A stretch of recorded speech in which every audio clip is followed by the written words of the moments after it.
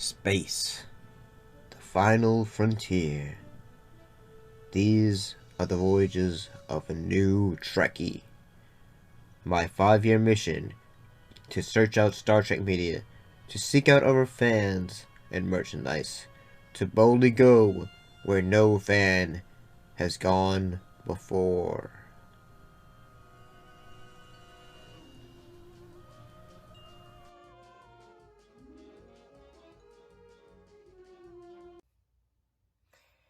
Yeah, this is very comfy. This is very nice. Can see why the Federation wears them. It's time to talk about Star Trek Nemesis.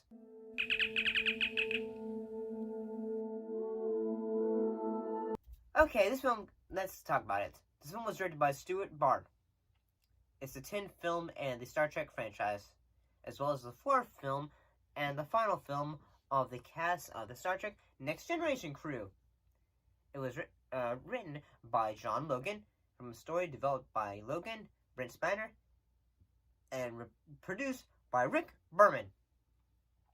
In the film, the United Federations of Planets form a clone of Captain Picard named Shinzon, and who has taken control of the Romulan Star Empire in a coup d'etat. And so, who was some of the cast members? Well, some of the returning cast members are most of the crew from the original show, from the Next Generation cast. The new cast members include Tom Hardy as Shinzon. He is the leader of the Remon people. And Ron Perlman as Remon Viceroy. And Dina Meyer as Romulan Commander Denatra. She's like the leader of the commander of the Romulans.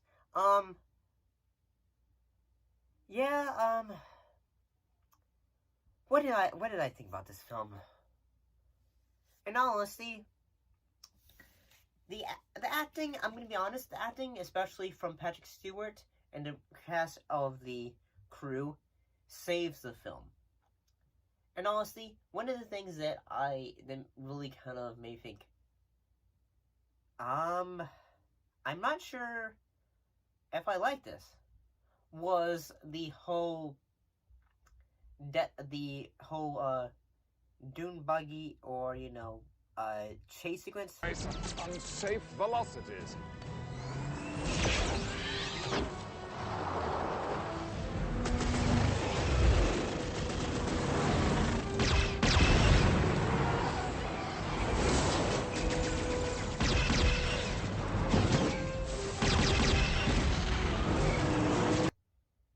I mean, it's cool, but honestly, I don't really think, when I think of that, I don't think Star Trek, I guess. But then you're probably going to be thinking, like, say, will they do that later in the Star Trek reboot, where it has more fast pace?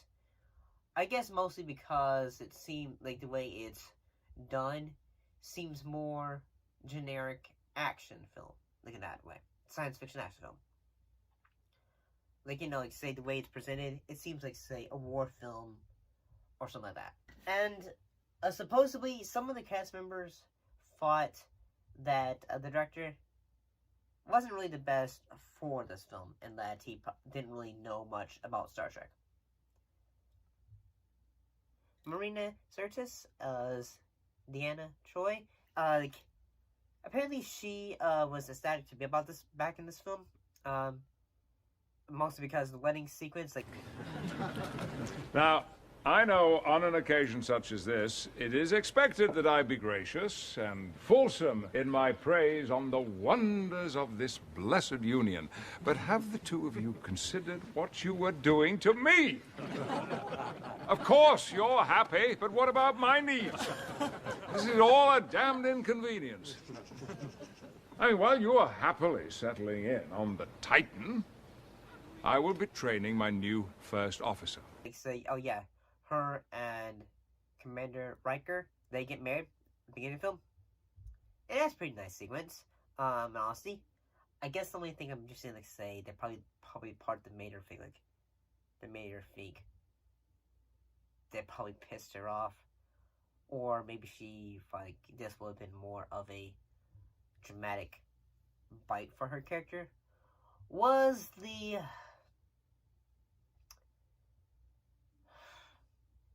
mind rape sequence. Because that's what it is. That's what it seems like. I'm gonna say that seems uncomfortable, and at the same time, it pissed me off. I'm sorry.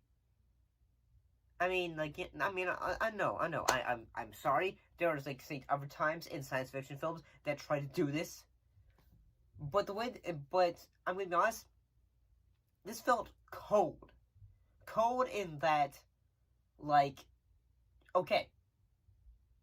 Like, you have a film with, like, say, like, a clone of Picard and all that, where he's, like, had a traumatic childhood and raised among the darkness and was protected. And then suddenly you have a sequence where Troy is kind of mind raped by the bad guy and his viceroy. And at the same time, I'm gonna be honest that I guess, like, say, the sequence is, it gives, like, say, the character, like, they're able to figure out, okay, where are they at, because she has a mind connection to where they are. But at the same time, I'll be honest, I don't think that should have been necessary. I'm sorry. I'm sorry. I got off. I apologize.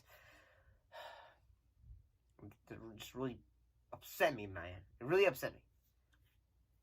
Because it just that whole bit does not seem like it should be in Star Trek. In honesty, it's too mean in a way. I apologize. Probably haven't been this mad since, like, say, Flash Gordon 2.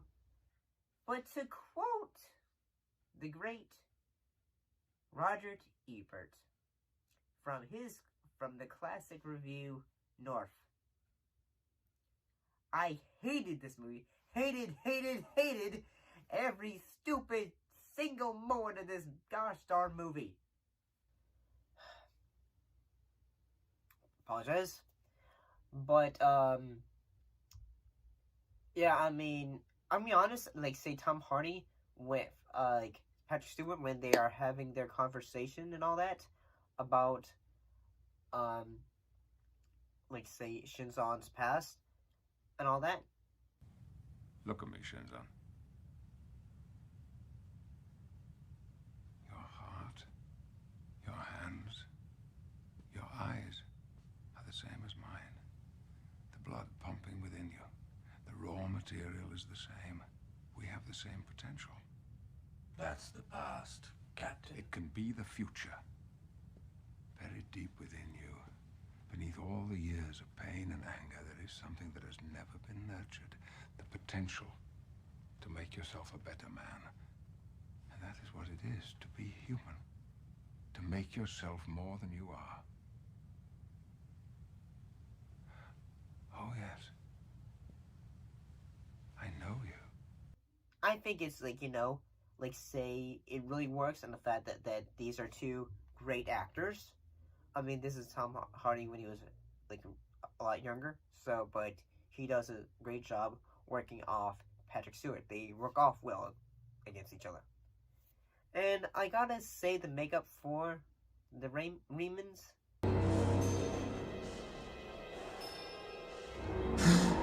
it looks really cool. It looks like, say, Count Orlok from, like, say, the Nosferatu.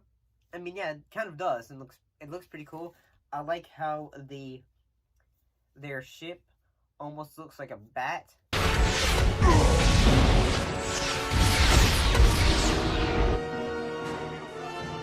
Fire at will!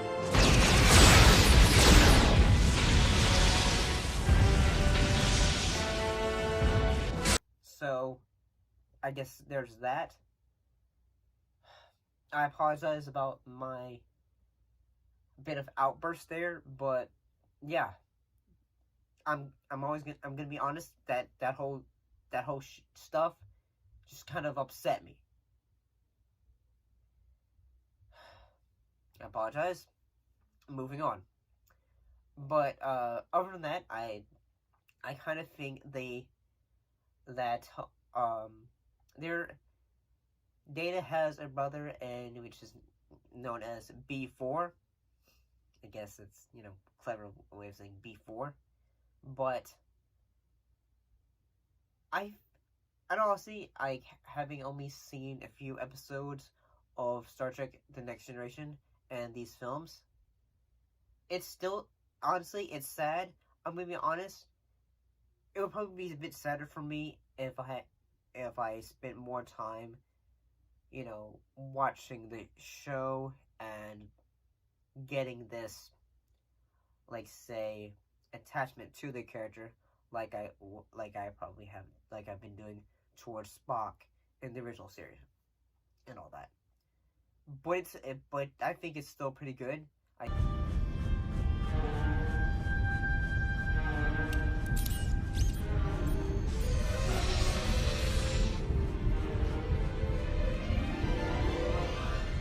Goodbye. 10, 9, 8, 7, 6, 5, 4, 3. I think Shinzon has a pretty cool death sequence.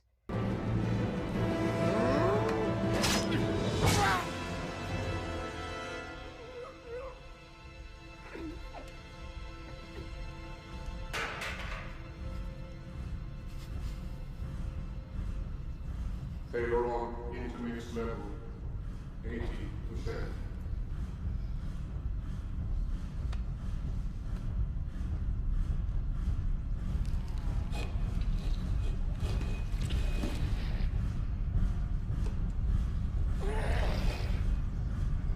And Data, he goes out as a bit of a hero.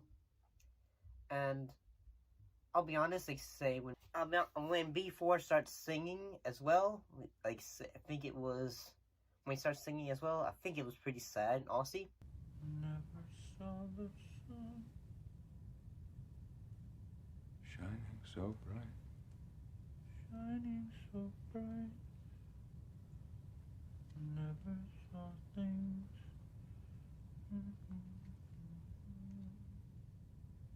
Going so right. Going so right.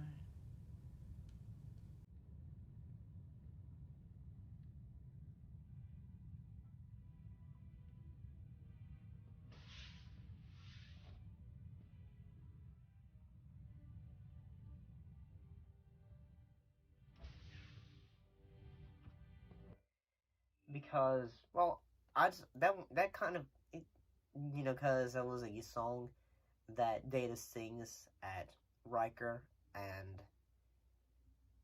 Deanna Troy's wedding. I kind of thought that was kind of sad, honestly. Because Data has projected his memory into B4, so there's that. But in honestly, besides that whole mind thing, I apologize about that. That really kind of upset me, honestly.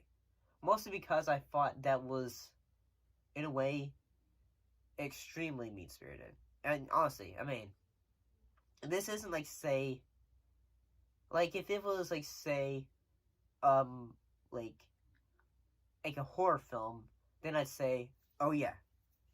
Then I'd say, okay, we have developed a reason, say, why Picard is, as well as going after Shinzon and all that. I mean, we know, say, Shinzon is going to use a weapon to destroy the Federation, the Romulan Empire, and all that. One thing I wish it could... Oh, yeah, and Captain Janeway, she appears as well.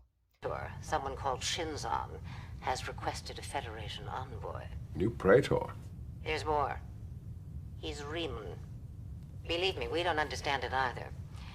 You're the closest ship, so I want you to go and hear what he has to say. Get the lay of the land. If the Empire becomes unstable, it could mean trouble for the entire quadrant. Understood. We're sending you all the intelligence we have, but it's not much. I don't need to tell you to watch your back, Jean-Luc. Hardly. The one thing I wish could have happened was I wish that Shinzon had, done something like, besides Data, I wish that a major character from the show had been killed off. Like, say, Worf or someone, or perhaps even Riker. I mean, I know that would have been too much. The reason I think that would have been a strong reason of, like, say, Picard going after him and all that. That would be that, and all honestly, but I could totally be wrong about that. And all, but I mean, then again, you have Riker giving a funeral eulogy at the end of the film for Data, and I think this seems pretty done with it, honestly. But unfortunately, I don't think the Star Trek Nemesis, I don't think it is the best, ending for this crew. And I hate to say that, but unfortunately, this film was a financial flop. It basically, at this point, it killed the Star Trek film franchise. Didn't really come back until the Star Trek reboot from J.J. Abrams. And keep in mind, we'll be looking at those 3 films relatively soon, so that's reason, But what do you guys think of Star Trek Nemesis? Put your thoughts down below, let me know, and as always, thank you for watching, and I'll most definitely see you next time.